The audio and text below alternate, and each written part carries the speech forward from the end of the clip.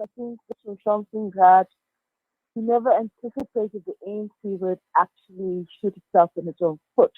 So I think at the end of the day, it's not good news, but a question is now whether or not there is a a kind of interpretation of the ruling that the Constitutional Court had given on Friday. Because you must remember, they gave the decision that they were dismissing the IEC application for moving the local government elections to next year based on the fact that it would not be able to host the election under the label of being free and fair.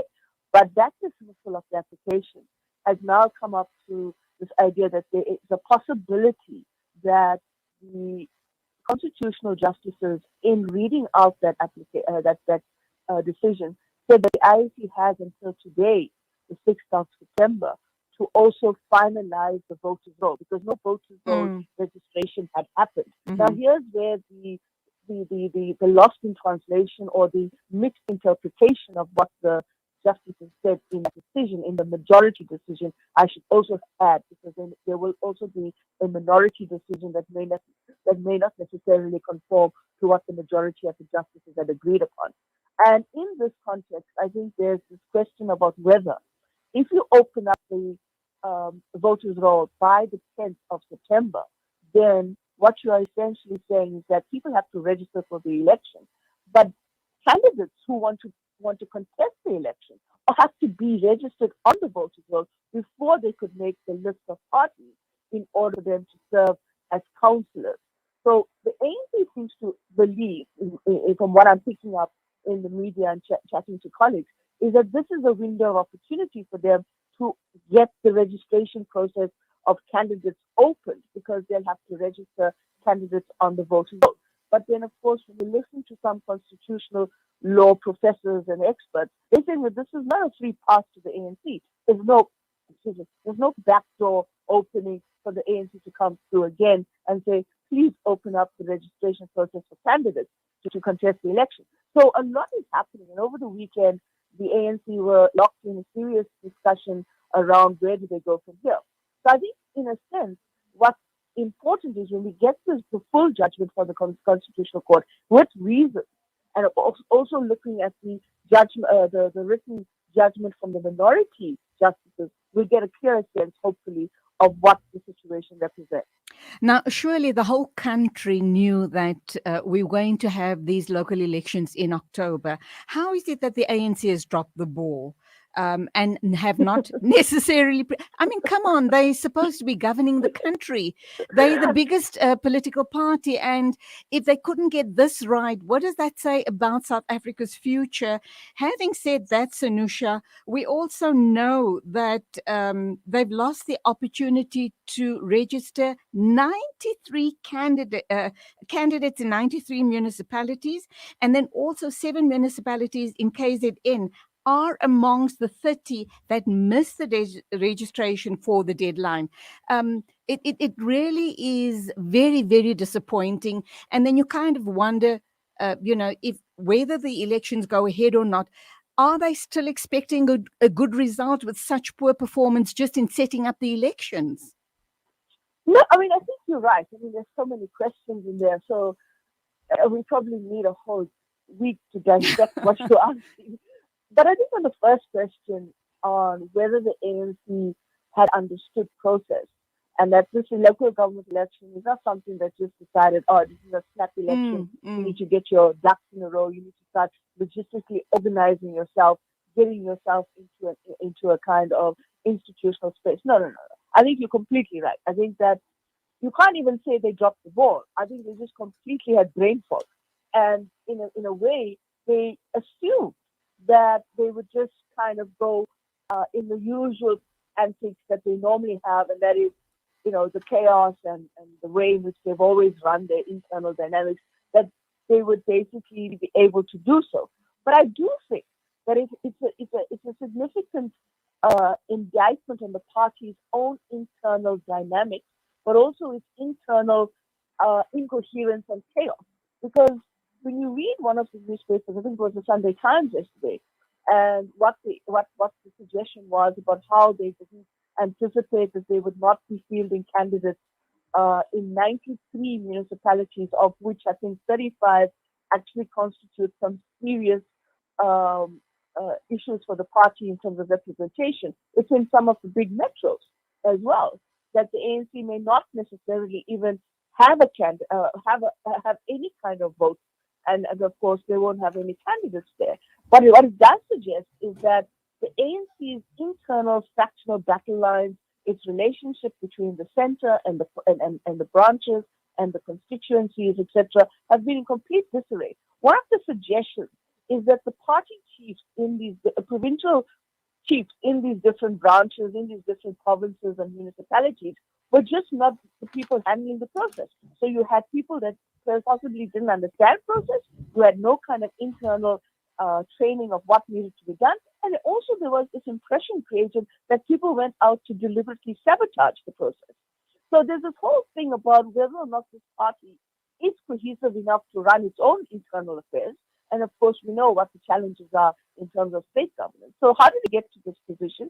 Is that it's by its own doing.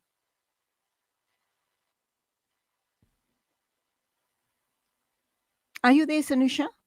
Yeah, yeah. Can you hear me? Yeah, I can hear you now. We just had a tiny break there. So it's a wait and see what's going to happen today. Is today then going to be the final day where we get direction that the elections are going to go ahead, or they're going to be postponed? That's No, my. no, no. Let me just clarify the point. The election has to happen. The constitution got its rules. No, now in So that's October, not, you did indicate that it's open to interpretation. So no, no. I is said what's open to interpretation is whether the ANC can now ask the court that because you're telling the IEC to open up the registration process for voters to register on the voters' roll, does this mean that candidates that we wanted to register who had not been able to register for the election because they weren't on the registration roll, right, can they right. now open up the candidate registration process for the list? That's Okay. what the views are coming up. All But right. it's a done deal. You have Okay. to have the election between the first 27th of October to the 1st of November. November, that's right. Are they going to be able to be ready on time with their candidate list? We're going to have to wait and watch and see what's happening. Of course, Anusha, now the breaking news right now as we speak is the fact that Jacob Zuma is going to be released on a medical parole. Can we trust the process knowing that the head of the parole board is a long-standing friend and cadre of Jacob Zuma? Julie, it's really, I don't know whether or not we go through this kind of hype around, oh, Mr. Jacob Zuma has been held in contempt. He didn't appear before the Zander Commission. He's now, no, he's done an exception to the rule when it comes to the law. And then he goes to serve his 15-month sentence in terms of contempt and then medical parole. I think for the general public, I don't want to even talk about the board, the head of the parole board and what relationship there exists between the two. But I think just generally for the public, people will say, and so we told you that this was going nowhere. That the antics and the theatrics and the whole question of placing Mr. Jacob Zuma above everybody else has just come to fruition. And I think that's what's really, really sad, is that we went through this entire process of having him be taken through the escort correctional services. We had the whole protest around Nkanhla. You will not touch Jacob Zuma. We had this interpretation that the July riots was part of that because of the fact that you touched our leader. But what you really did was you put the selfishness of what we are seeing here right now is that it's the people of South Africa that go through the repercussions of the ANC's crisis. Absolutely. And this internal issue of incoherence and the fact that they can't get their act together. And so the people of South Africa have to deal with this. And I think that in itself is going to be important to think about, because if you link that to this idea that the trust deficit is just completely no longer there with this party, in my opinion. I think the people who trust this party are just trusting it because it's a job opportunity to get onto the list to go and be a councillor in a particular municipality and to serve. It's not really about the commitment to ethics and morality and to serve the people of this country and be a good bureaucrat.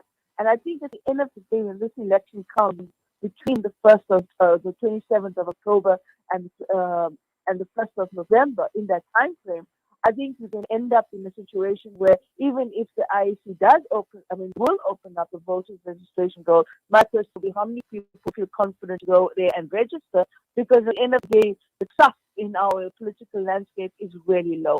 And whether or not the ANC is able to garner anything, I don't know, because they just take us from crisis to crisis with their own internal inability to deal with their own set of issues. And this and the fact that this Zuma has been medically paroled, this kind of deflates the whole system that we saw in the run-up to, he needs to go and serve his time in prison.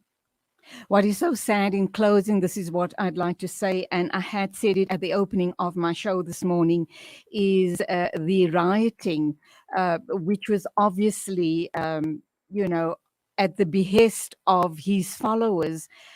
Never mind livelihoods that were, that were destroyed completely. I'm even thinking about how many lives were unnecessarily lost in all of those riots. And that, for me, is extremely heartbreaking. But Sanusha, very quickly, half a minute, your thoughts, the results of the local elections come the 27th of October. Basically, I think we're going to see more coalitions. I think you're going to have no kind of representation in particular areas by the ANC.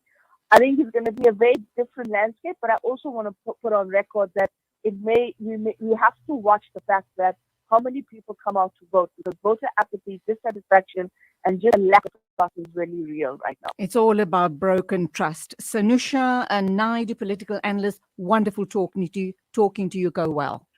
Thank you so much, and you too. 8:37 exactly. News and views right here on Salam Media. Durban, KwaZulu-Natal has been the hardest hit by the recent civil unrest. Hundreds